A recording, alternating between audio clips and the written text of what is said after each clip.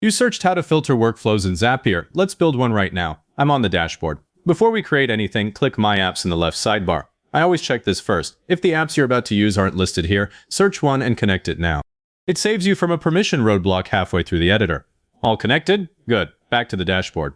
Click the Create button in the top left corner and choose Zaps. The Zap editor opens with a blank trigger step waiting. Click the trigger step. A search bar appears. I'm using Google Forms, so I'll type that, select it, then pick New Form Response as the trigger event. Click Continue. If your Google account isn't connected yet, a pop-up asks for authorization. Approve that. Then choose the specific form. I'll pick a product feedback form I have set up. Click Continue again. Now you see sample data on the screen, pulled from the most recent response. This is the exact data our filter will evaluate. We want the Zap to only continue for approved submissions. So, looking at the sample data, I can see a field called Status with a value of approved. That's the one I'll use.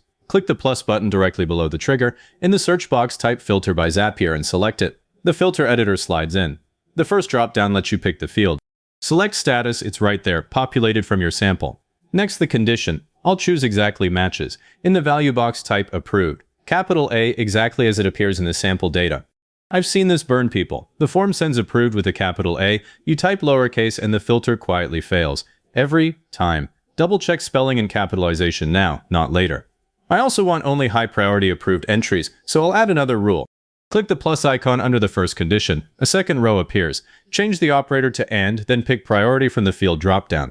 Set the condition to Exactly Matches and type high. Now both conditions need to be true for the Zap to move forward. Keep your rules as simple as you can. Stacking 10 AND rules makes debugging a nightmare. Click Continue. Zapier runs the filter against the sample record. You'll either see a green banner telling you the record would continue, or a red one saying it stopped. My sample has status approved and priority high, so it passes. If yours doesn't, go back and tweak the values or field choices until it does. Now the action. Click the plus button below the filter. I'm going to send an email to the team. Search for Gmail, choose Send Email. Connect your account if you haven't yet. The to field, I'll type our team alias. For the subject, I write something like New Approved High Priority Form, and then I map the respondent's name from the trigger data. Click into the subject line, then click the field selector icon. Pick Name. Same for the body, you can drop in any fields you need. Click Continue. This step will only ever run when the filter passes, so you won't spam the team with form entries that don't match. Let's confirm the whole thing works backwards too. I'll open the filter again and temporarily change the status value to rejected, just to see a failure.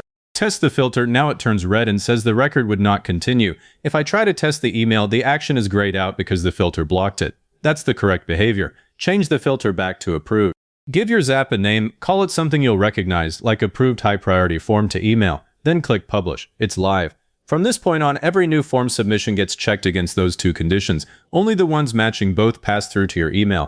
Everything else stops dead at the filter, and it won't cost you a single task. If this helped, hit like, subscribe, and leave a comment saying it was helpful. Comments are what push this to other people searching for the same thing.